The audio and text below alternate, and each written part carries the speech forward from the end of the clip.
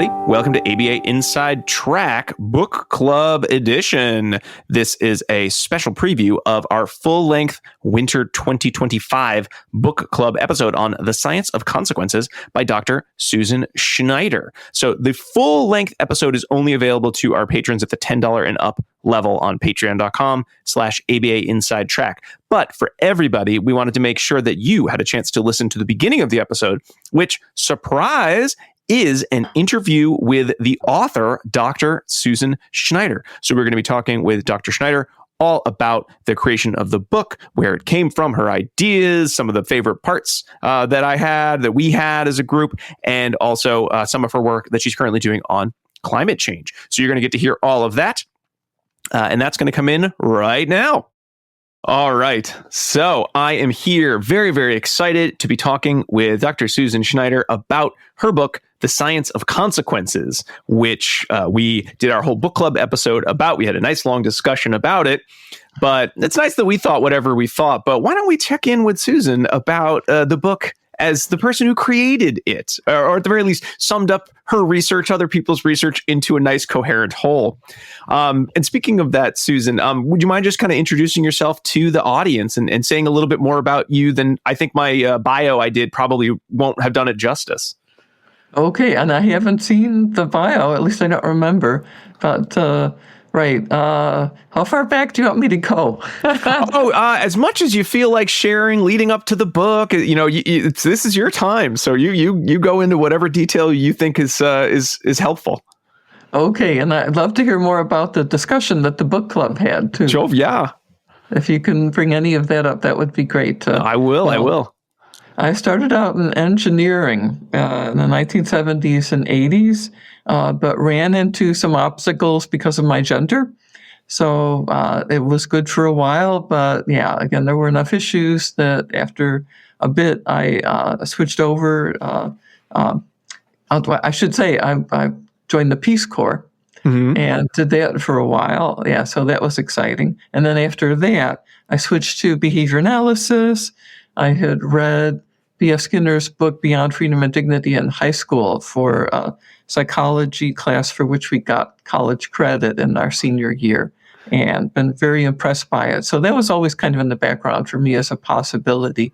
So I got my PhD at University of Kansas, working with Ed Morris, and then had an academic career, and for a while switched around, and then was chatting with people about why there wasn't a book like The Science of Consequences out there, mm-hmm. That would try and integrate behavior analysis with related fields, including the important role it plays in nature-nurture relations, which mm-hmm. I knew something about because I studied that in graduate school, developmental psychobiology, and I worked for 5 years as a developmental psychobiologist at Florida International University. So I had that background. I did mathematical modeling of behavior for my dissertation and some of the research after that in various academic institutions. And I taught a wide range of classes, including cognitive and social, and love teaching intro, which of course covers everything. Mm-hmm. And so I thought, here's learning principles, operant and Pavlovian both, that are such a critical part of all these other areas of the behavioral sciences. And can we have a book for the public out there that will kind of integrate everything together with examples, that's not too technical, that covers the range, and that has some, humor, ideally, and enough of interest, So I never thought I would do it. But that's the way it worked out. I saw an opening there. I realized, actually, maybe I have enough background in all these interdisciplinary areas, as well as in the core of behavior analysis, mm-hmm. to do justice to this. So it took me 10 years, Rob. Wow. Yeah. I mean, the book definitely reads as very well lived and well researched. So the 10 years is not as surprising in terms of just the breadth of information there. So I am so glad to hear that. Yeah, that was part-time at first, of course. Yeah, I started it in the year 2000. And I finally finished it in 2011. The last couple of years, I worked on it full time. I got an agent. I got a Manhattan agent. I was all excited about that. Yeah, yeah. Created a website and read books about how to publish a book about science for the public. Yeah. Wow. So there's a lot going on. I mean, well, one of the things I was curious about, because we came to this book as a group, we did an episode on storytelling. So your book was cited in one of the articles about why don't behavior analysts do more in storytelling? And your book was cited as an example of here's a way to tell stories that are both scientific and readable and understandable. So we did a poll for the year. We do 4 book clubs a year because books can take a long time to read. And we put Science of Consequences as one of the options. And so that was one of the top choices. So we did that as our second book of the year. And it definitely had that storytelling vibe to it. But I'm wondering, when you were writing it, over the span of 10 years, I'm guessing there were a couple different variants, because there were components of the book that I sort of was like, oh, I bet there's like a real good deep dive into some of the genetics, like even more than this. But there are also sections too that I wondered, like, this feels like it's getting a little technical. I wonder, is there a version that was, let's gloss this over. Let's make this more pop psychology than behavior analytic or behavioral or, biological or psychobiological, whichever area of the book it was. Can you kind of tell me about how you went back and forth with making something that tried to hit that sweet spot in between really nice and scientific and really readable to non full-time scientists? That's a really good question, Rob. And yeah, I went back and forth. There were so many judgment calls about things like that during the course of this odyssey. Right. The nature nurture section was the hardest to try and hit the sweet spot because I wanted to cover a topic like epigenetics because behavior analysis principles are very much involved with what goes on with this phenomenon where environmental, actions and experiences affect the likelihood that one of your genes will be expressed to produce the protein it codes for. And there was just, I tried my best. I tried my best to make it understandable and not too technical, but invariably when I got responses afterward about the book, if this came up, that was the section where people said, yeah, it was a little technical in the nature nurture section. And I'm not surprised. Yeah. But overall, right, the mathematical modeling section too, I do refer to differential equations at one point, but I don't go into too much detail with that, right.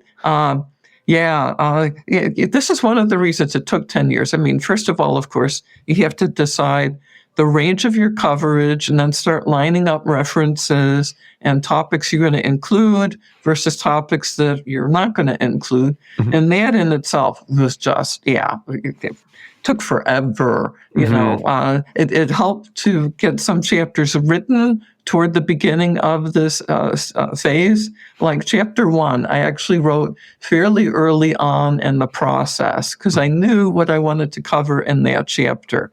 But the other chapters, and the length of the book related to, of course, how much I was going to cover. Yeah, at first, it was, I think, more than the 16 chapters it ended up being.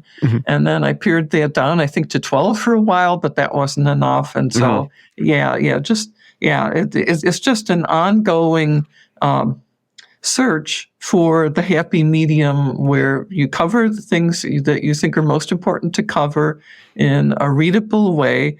And you have chapters, hunks of chapters that fit reasonably neatly and that lead reasonably neatly one into the other, to create that sense of story, like we're going somewhere. Again, there's 3 overall sections to the book, of course, but within each section, I tried hard to have that sense of not just, okay, here's this area and then here's this area and plunk them down at random, but to have a more logical order.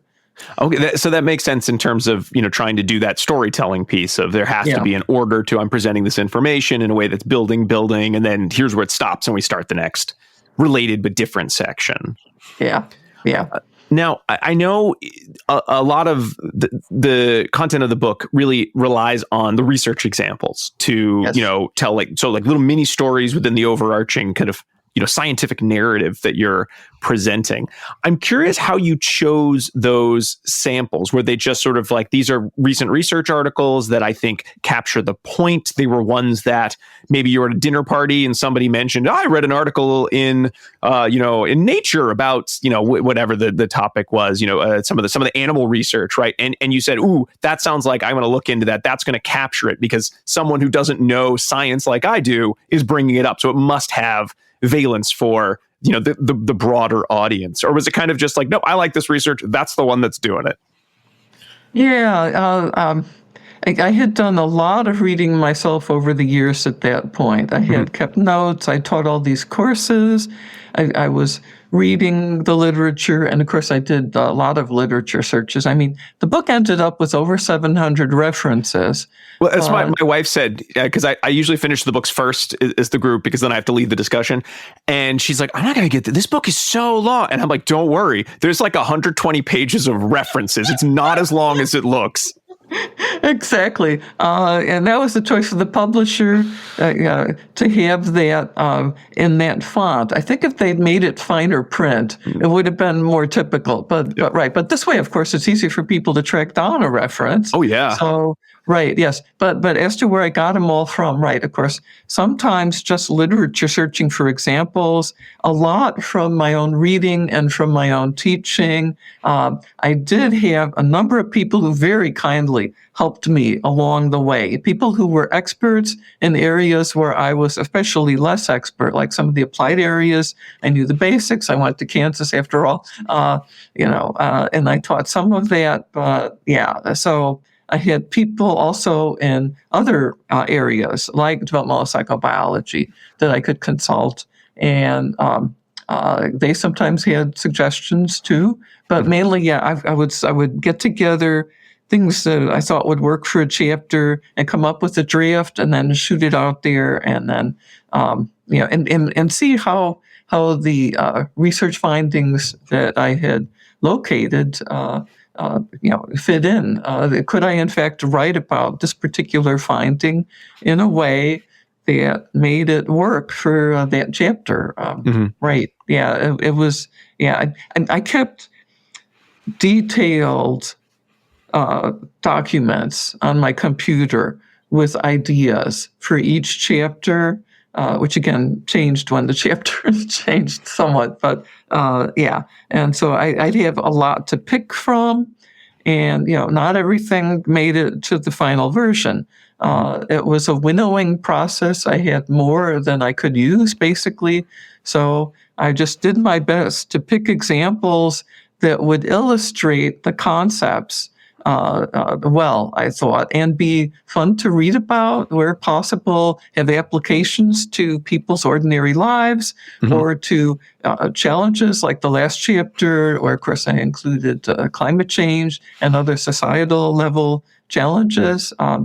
That's not typically an area that a lot of behavior analysts work on, but our principles apply there like everywhere else.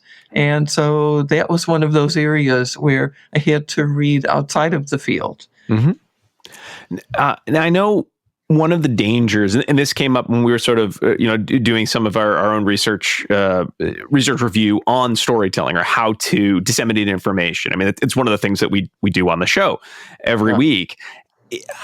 Do you ever feel, or did you ever get nervous that you were spending too much time trying to make interesting stories and then maybe not capturing the idea? And if so, how did you kind of pull yourself back and kind of use an example to illuminate? Like, was there like a strategy that you tried to use? Did you sort of like put the example, describe it to yourself, then kind of reflect on, is that capturing the general idea of, say, nature, nurture, or using some of the consequence responses you lay out that relate to, say, climate change or other societal ills that is sort of in the back half of the book. Like, what were those steps? So, for example, if I were going to write another book, well, I haven't written a book, but if I were going to write a book and I wanted to do good storytelling, I didn't make it too fluffy. I didn't just make it story after story, and they don't really lead to anything. Like, I'm just curious because it feels like such a hard task. Yeah, it was. It was. I think Skinner's own article about how to discover what you have to say, right, really captures a lot of the nuance for anyone writing any kind of project. You get the ideas down. If it's a database book like this is, then you got your references somewhere, and then you kind of shift them around and see what order might work, and then you actually make a stab at writing, and then you realize, oops, no, that's not going to work, and you switch things around. And I mean, sometimes things change to a different chapter entirely. It was very much trial and error. I mean, I had a fair bit of writing experience at that point, but mainly academic writing, right? Not for the public, but I've always been a reader, and I like nonfiction as well as fiction. And so I saw how people like Stephen Jay Gould, to give a shining example there, was able to write very good science for the public in a very readable way. And there's a number of other people who've been very successful with that. Stuart Weiss, Paul Chance, to name two behavior analysts who've been very successful in reaching the public with their books. And in all kinds of other areas, of course. So I had models to go from, and I tried to make my book kind of like theirs. Again, I didn't want to go academic. I didn't want it to be a textbook. But I love Karen Pryor, but I wanted it to be more in depth than, let's say, let's Don't Shoot the Dog, her classic, million book bestseller. I think, back in the day, it's such a wonderful accomplishment. But that was a short book that just took some of the basic principles and then had a great range of applications with people as well as with animals. But I wanted to do something more in-depth than that, more like a Stephen Jay Gould, basically. So, and then as I actually started putting it together, and then once you get a few chapters actually written, Rob, then you have a voice for that book. And then the other chapters all have to match that. So that really helped. Once I had the first few chapters written, and they weren't big, and they weren't like chapters 1 and 2, although chapter 1, I think, was one of the first ones. They were scattered throughout the book there. But nonetheless, I had a way of writing for the book and a length too. I don't know if you noticed, but the chapters are roughly equivalent lengths. Books don't have to be like that. Sometimes authors have them really short chapters and then a really long chapter. Oh, I think of, reading Verbal Behavior, and you get to chapter 3 and you're like, why is this like 200 pages? It's not that, but it's like, this is too long. Like, it's only chapter 3, man. Let's hurry it up. I didn't want really long chapters, but I didn't want really short ones either. I wanted, again, a happy medium there. And once I had a few chapters actually written, then that was a wonderful way for me to see, okay, here's how these remaining topics I want to cover can fit in to that kind of length and format. And then, things just fell into place at one point. It was beautiful. The 16 chapters, the 3 sections. And then it was just a matter of, the writing. Did you find, when you're speaking about voice, did you find yourself writing and thinking, well, let me write this with the voice that I would teach in, which is going to be very different than, like you said, writing a research paper or, a letter to a friend, right? Did you find that you were sort of capturing that voice, or was your writing for the public voice different even than your teaching voice? It was kind of like teaching intro psych, I think. I mean, not that can't be technical sometimes, but, you've got often students from all different areas. They're not all psych majors by any means.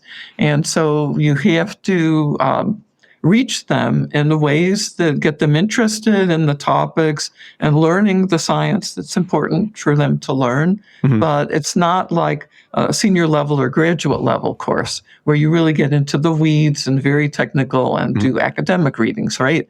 So I guess that's the closest I could say. I just loved teaching intro psych because I could make all these connections and not just learning principles, of course, but that was one of the main ones, because they are applying everywhere. I mean, every single chapter in the psych textbook, there's going to be learning principles, operant, respondent, or both. And I wanted students to see how everything fits together. And I valued these closely related sciences like cognitive and social and developmental psychobiology and biology and economics, for that matter, behavioral economics and all that, and being able to show how all of this relates. I think it's just such a satisfying, important thing because there's so many applications everywhere, and it still is a source of joy when I see that somewhere and a source of disappointment when I don't. Yeah. I know the section, I think the four of us, we had four folks doing the discussion of the book. I know we found the first section the most interesting is not quite the word, but I mean, certainly the second section was more on kind of the science of consequences specifically related to behavior and schedule. So again, that was very, very, familiar to all of us, all of us behavior analysts. And then certainly the third chapter, we've done other reading on consequences and bigger picture things. It was very interesting, but I think it was that first chapter and really thinking about the nature nurture, the power of, genes and how consequences can affect genes, and genes therefore affect consequences, and therefore it affects evolution, that I think we all were just the most rapt interest about, because it was so different, nothing there, because, the goal was not to write something no one had ever spoken about necessarily. It was to summarize, but just seeing it all in one place was fascinating. I don't think you could have. I was going to ask the question, like, were you thinking of starting the book differently? But I don't know if you can, because so much of what the book is about has to do with that just universal consequence of human development and evolution. I'm sort of curious. Was that just something that you felt? You'd been talking about in intro psych, or you just thought that captured that idea of bringing together all the sciences? Were you ever worried that maybe that was going to go beyond what people could handle in a book about consequences? That was certainly a challenging part to write, but you absolutely hit the nail on the head there, Rob.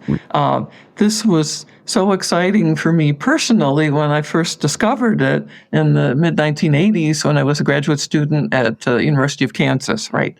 Ed Morris has always been interested in that area too. I took a graduate course in developmental neurobiology with a neuroscientist who was in the department at that time.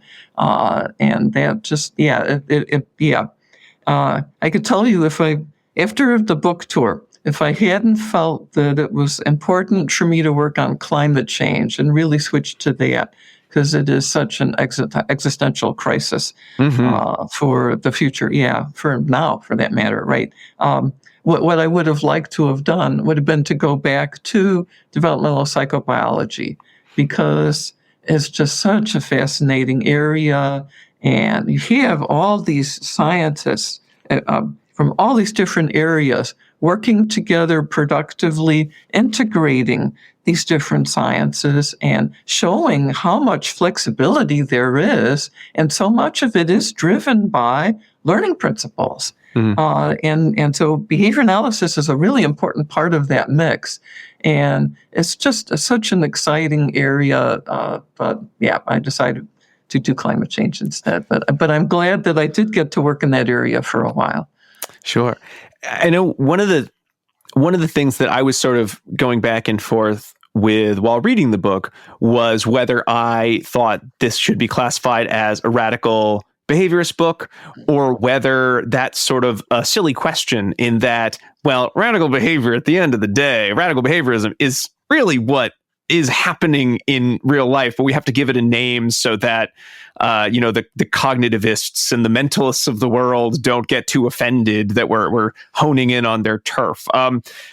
Is that something you've ever felt in terms of writing the book or in general, or do you really think there is a place for no, this is radical behaviorism, this is psychobiology, binning our sciences?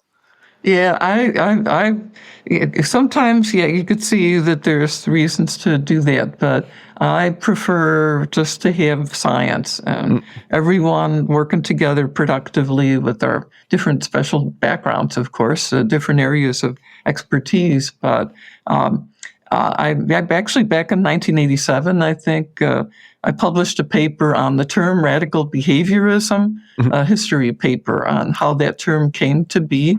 That actually, I think, probably after the book, is my most cited work, although I have, of course, did a number of empirical papers and a number of other conceptual papers too. But yeah, that's gotten a lot of reads now on ResearchGate. It was in the Behavior Analyst, right? And of course, the term really means thorough. Radical, not in the sense of extreme, but radical in the sense of including private events and not being, other forms of behaviorism that did not. Skinner did always include private events. And so I hope I wrote the book in a way that, and I think from the feedback I've gotten, I seem to have succeeded to some degree anyway in making it accessible and fair to all of these related sciences, as well as the core behavior analysis. I definitely agree. It was a science book that happened to have a huge focus on behavior and the impact of everything everything around us, the organism and the environment, right? You can't write about it without talking about environment and then internal, external states, right? Exactly.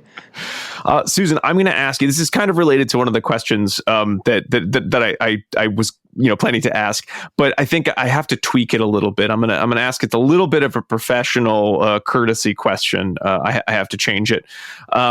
So while we're talking about the idea of, certainly genes and the environment and development and evolution as a consequence, as well as respondent and operant conditioning, something I have run into a lot more recently. It's not a new phenomenon. I didn't find it. It's been the same issue that's been going on since back in the 50s and the 60s when it comes to behavior versus mental states, is just this return to the idea that operant behavior has to do with when we're being good and bad little, humans. And everything else is, well, but you can't explain the anxiety that people are having or the stress that people are having through operant principles and through the principles of behavior. That's its own magical thing. Often I am told this, and then somebody gives me a very specifically behavioral explanation of how they're going to treat the behaviors that are recurring. However, they just happen to magically live in the mind. So therefore, don't worry about it, Rob. That's not your scene. How do I go about having these conversations with people in a way that is focused on the science of consequences rather than just my getting offended at their lack of understanding of operant behavioral principles? Because I'll be honest, I've got a professional development day coming up in about a week or two, and I'm already planning to, stand up and yell at the speaker because I know that's what they're bringing to this talk. And I'd rather not, because, I do like my job. So help me out here. How do I put it all together in a way like you did without just sort of making it like a fighting match? Oh boy, yeah, and I agree on trying to avoid that if possible. Certainly. Oh gosh, yeah, we've tried so hard over the years to get operant principles accepted in colleges of education, right? when you talk about emotions and things like anxiety, of course, I think it's helpful that cognitive behavioral approaches are the main data-based way of addressing these, right? And that certainly includes behavior analysis as well as cognitive and other parts of psychology. So, yeah, if finding places where most people can agree is a good place to start, right? Yeah, and to avoid the fighting. And at some level, it's just language. If what people do is effective, then how they talk about it may not be ideal. But if that's what you've been raised with, I mean, like Skinner said, right, the organism's always right, and people just on the face of it don't think about behavior environment relations acting over time like behavior analysts are trained to do. Yeah. And so that's part of it too, I think. But yeah, I mean, this is not something I've had to do. I hand it to all of you who do. And again, just behavior analysts have always had to work across disciplinary lines, right? And in some areas, we've been very effective with that, like speech language, right? Pathology, not to say it's always perfect, but we've had a lot of success for decades in that. In some of the other areas too, behavioral pharmacology, obviously. Whereas in education, certainly we have, I mean, thank goodness for, okay, yeah, you know the one I'm thinking about here. That's in a third of the schools now. I'm blanking on it though. PBI? You think of PBIS? That's it. PBIS, yes. Positive behavior support. Yes, exactly. Thank you. And I know that that's not just behavior analysis, but hopefully it's good science for the other aspects of behavioral science that's in there. And certainly there's a lot of positive reinforcement, which sounds good to me. Again, I'm not an expert on that, although I do try and go to those talks at ABBA when I can. This was another source of great information for me over the years. I've been going to ABBA every year since 1985. Wow. Yeah. That's great. Yeah. Yeah. Do you have like a shirt or something that like they can... I ought to. Well, was it the last one where it was my 40th year? So I did get a little sticker or something. Oh, okay. That's good. That's good. Yeah. Yeah.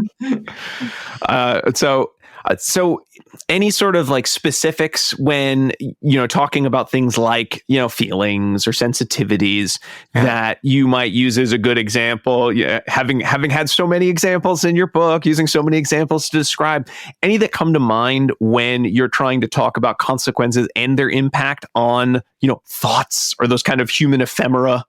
Right. Well, first of all, for emotions, I cover the various places in the book, but especially in the chapter on classical conditioning, right? Yeah. Because there's so much involved with classical conditioning, which would be nice to think it's in some of the colleges of education. I don't know. I think they just go Pavlov and dogs. Anyway, moving on. We're not doing any more with it. Yeah, that's not going to be real helpful, is it? Yeah, because going back to Skinner's era, when some of the research he did himself with emotions, with classical conditioning, right? Conditioned suppression, things like that, right? So, and I can't believe I'm remembering all this because, believe me, for many years now, I have focused so much on climate change. It's in there. It's in the repertoire or the relational frames or enough stimuli related for your, cue your memory, right? It must be. It's kind of encouraging. I'm getting up there in years now. So anyway, there are so many examples, right? Operants and Pavlovian processes interacting, and feelings are real in animals as well as people, and how you deal with problematic feelings, is often cognitive behavioral therapy, which is based in part on learning principles, right? And it is for private events like thinking. Just a classic example there, when you ask a kid to do a simple arithmetic problem in their head, like how much is 2 + 2? And, you don't have to see them write it out. or a simple multiplication thing. But you know that whether they say it out loud or just think it, that a lot of the same things are happening in the brain. And now with these amazing science fiction neuropsychology, neuroscience techniques that they have, they can show this, right? I mean, it doesn't really add to the explanation, but we can flesh out what's happening in the brain. And of course, it's not just the brain; it's the rest of the nervous system. It's the glands. It's all the other bodily systems, right? That are involved too. There's a great book, by the way, called "Blaming the Brain." Because that's something else I notice sometimes, that neuroscience now, I just love what they've accomplished in that area, but it kind of supersedes everything else when people are trying to explain behavior. And we know that that is not a good or thorough approach, that you need all the environmental aspects too. So, anyway, I think I'm kind of rambling here. No, but I sort of hear that central idea of part of it is, turning into the skid. And I think a lot of behavior analysts, when they're freshly minted behavior analysts, or they're just focusing on the behavior and just operant conditioning, it is hard to then be able to switch gears, because so much of what you're getting from your environment is people talking about everything's the brain and everything's these magical homunculi feelings. And how do you explain that without making it sound like you're discounting their existence? So I think I'm gonna sort of take a page from the book and just turn into the skid and just immediately be like, and you know what? Brain's behavior, bam, I agree. It's all together. But let's focus on what's going on in terms of like bigger picture, rather than getting too hung up on these are two different things, or these don't go together the same way, or the way you're describing it is not the right way, or because we don't necessarily know how every aspect of the neurons going across synapses to lead to behavior. But we know that's a piece of it. So let's all agree on that. And then, like you said before, focus on, what are the results we're getting? What are the changes we're seeing? And I like that. Good. I agree. I agree with that completely. So I'm hoping it is not too hard to do. I think sometimes, I'm sure you've faced this across the years, where people just they want to die on that hill of, no, the way I'm describing it is the only way, and everyone else is wrong, even though we're talking about the exact same thing in 99%. Like the mouse and human genome being so similar. It's so important to build bridges and find common ground. And so often in other areas, we have to use different terminology, for example, because that's what people in those areas are used to. And so, and for their part too, when they're working at the edges of their discipline, they have to do the same thing. It's just a reality we all have to deal with, I think. So good luck with that. Again, because what you do is so important. And again, we have such a great science with so many applications, and there's just so much documented success out there. And I'm so glad that people like you are out there in the schools helping all these kids and teachers. And the thing that I think makes me the most frustrated is so many of those techniques are very effective, and I've seen their effectiveness. And while they're not being described through behavioral principles, that's okay. Like, I'm okay with that. I've worked with enough professionals over my own career. It's similar to yours in some ways. Just you work with so many different people, you have to let some of those, who's in charge, who's right, kind of arguments go. But it just, sometimes, some years I feel like I'm great at it, and some years it just rubs, like you just hear someone say, well, it's a little beyond behavior. And there's that tone of voice that you just getting under my skin, talk about respondent condition. I'm like, oh, here we go. I'm having a little reaction. I'm salivating and I'm about to bite, Oh, I can empathize.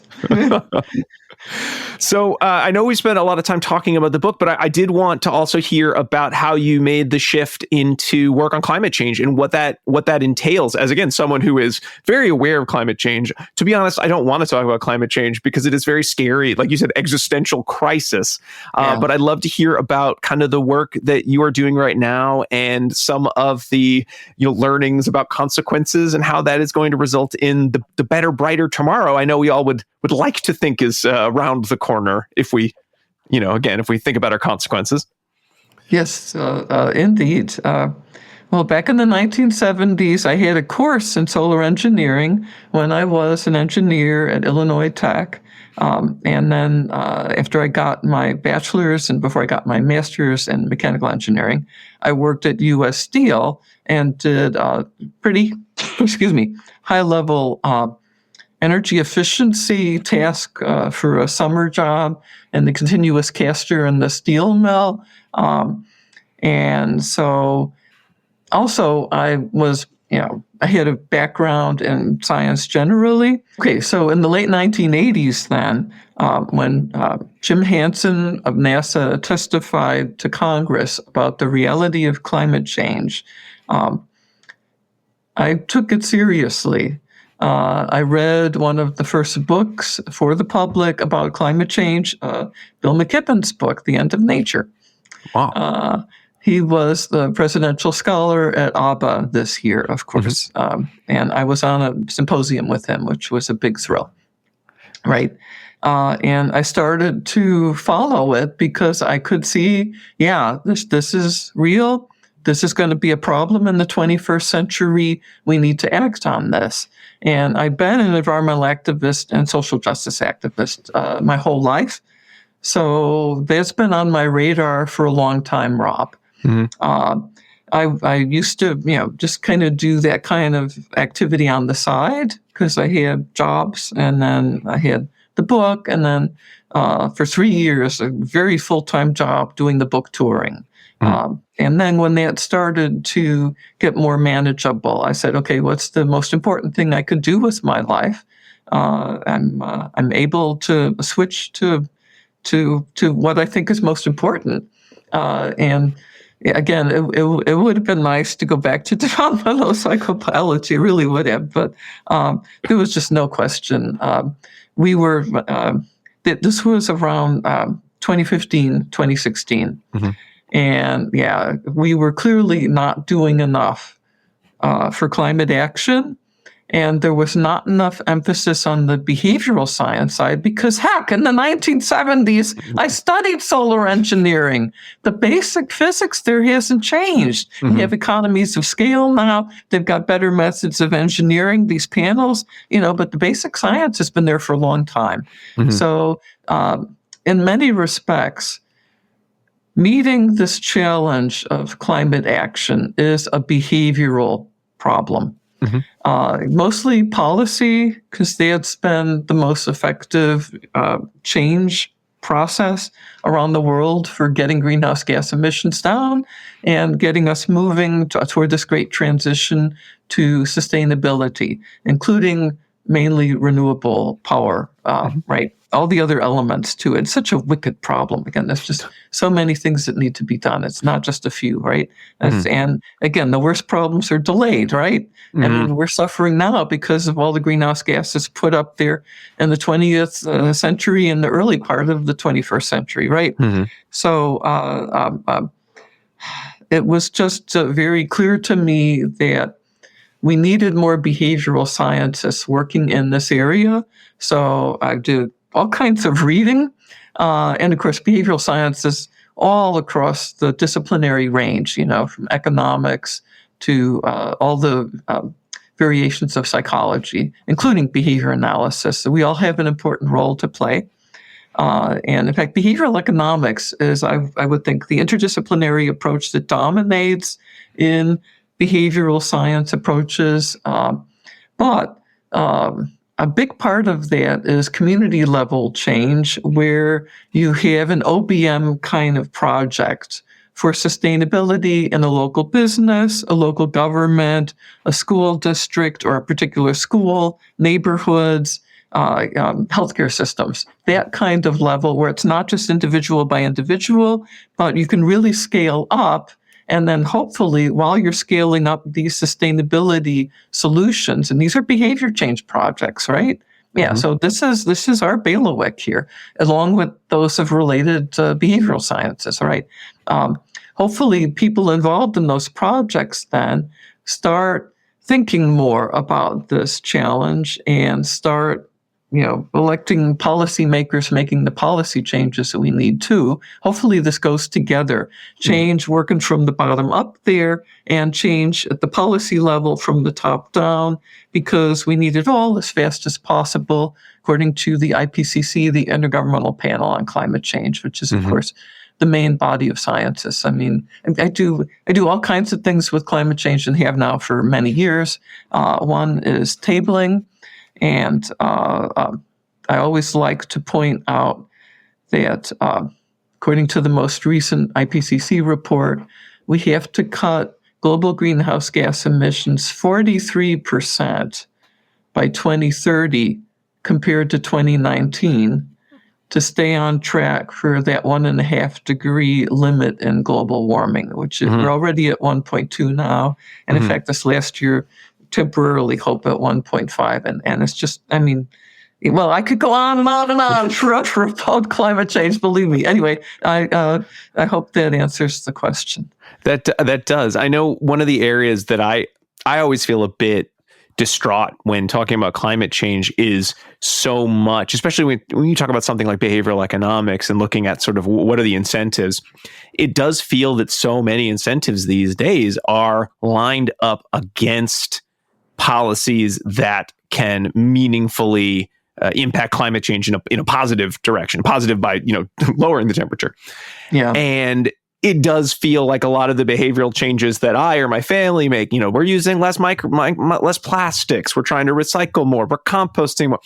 It just feels like one of those, like, that's great. It's not going to do it. That's not really where the change needs to happen. I mean, is it really one of those situations of we don't want to change our behavior back to wasteful, over-consumerism, but is really the change going to have to, it really does just have to be at those kind of like big scale, kind of interlocking behavioral contingencies? And if so, I mean, it makes sense. It's an existential crisis. It is.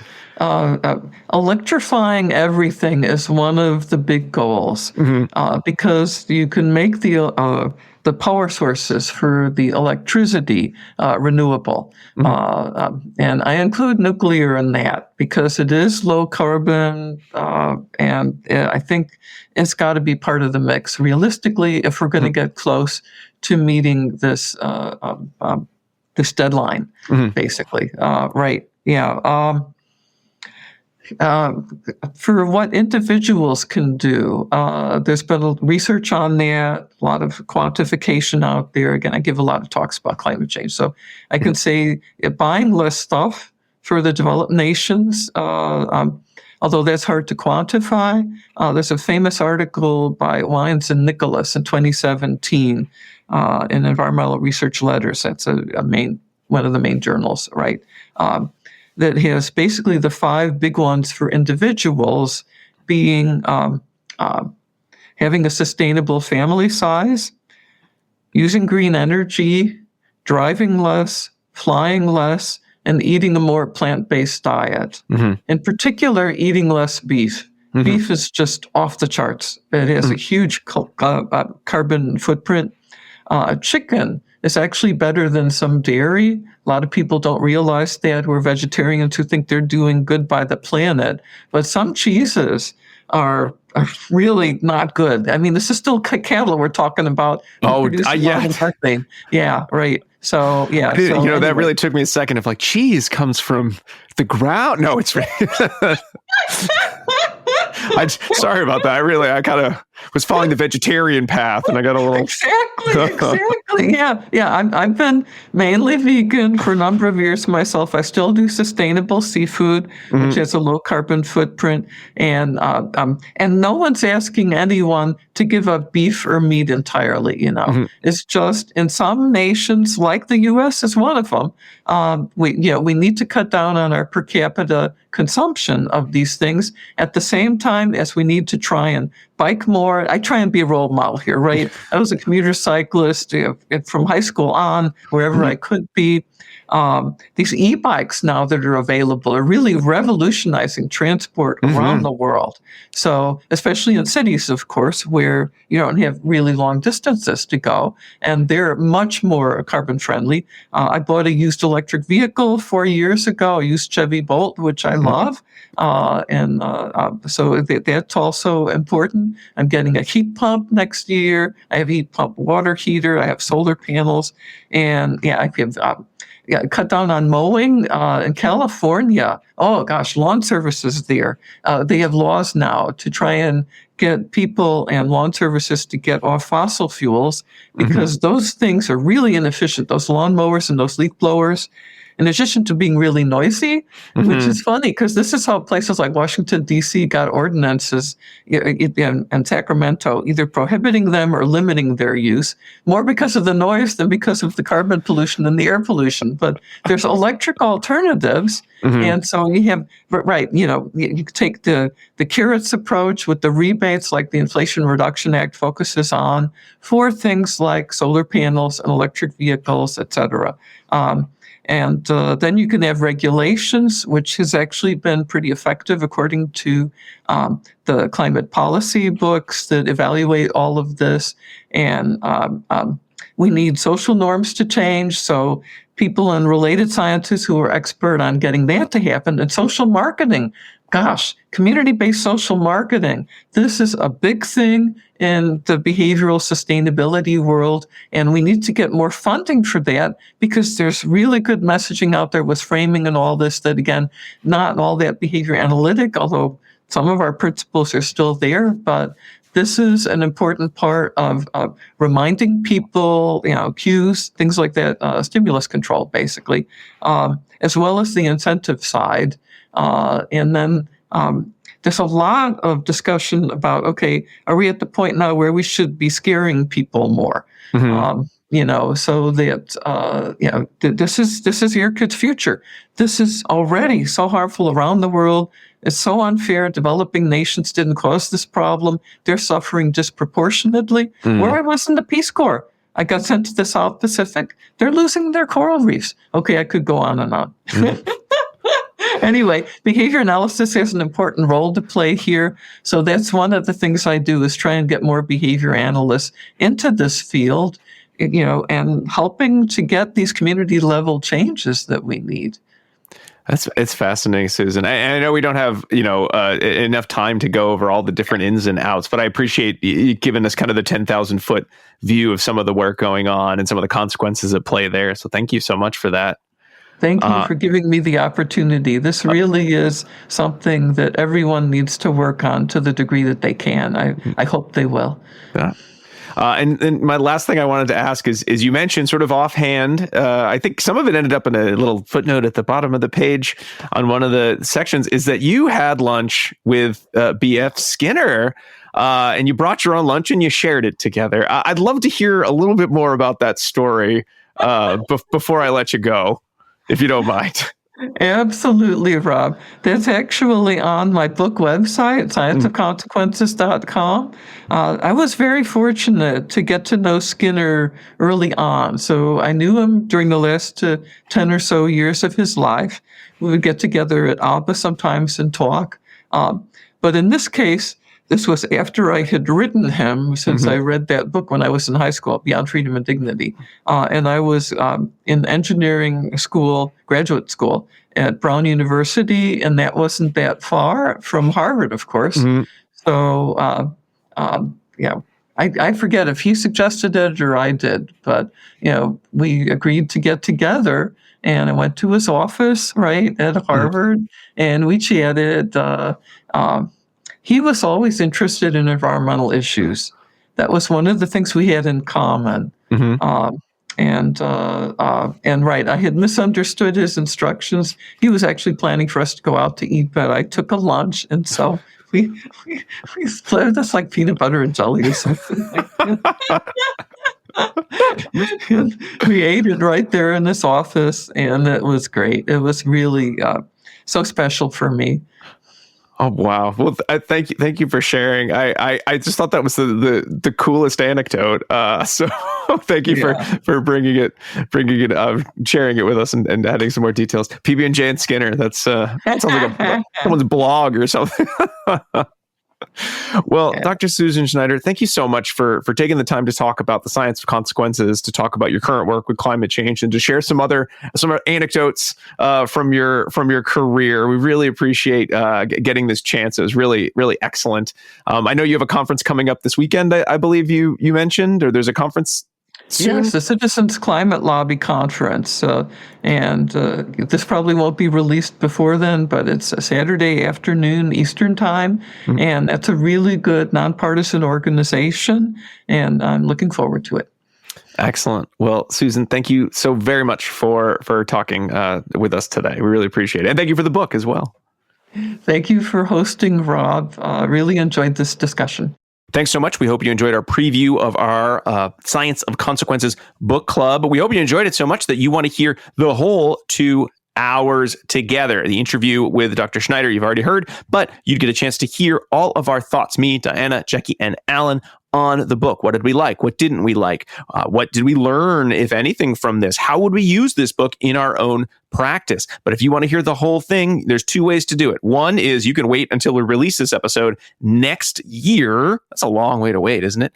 Or you could go over to patreon.com/ABA Inside Track and sign up. You can sign up at any level. We appreciate any support. But if you want to get the whole thing right now, as well as 2 CEs just for being a member, you need to sign up at our premium $10 and up level. That also gives you access to vote in what will be I think in about June or late May, vote in our 2025-26 book club polls. So you'll get to choose what books you'll be listening to next year, as well as getting CEs for all of those book clubs, as well as all the bonuses at the $5 level. So voting on our listener choice polls, getting CEs for those episodes, and getting everything a week ahead of time.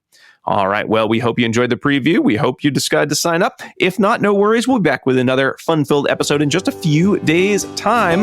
But until then, keep responding. Bye.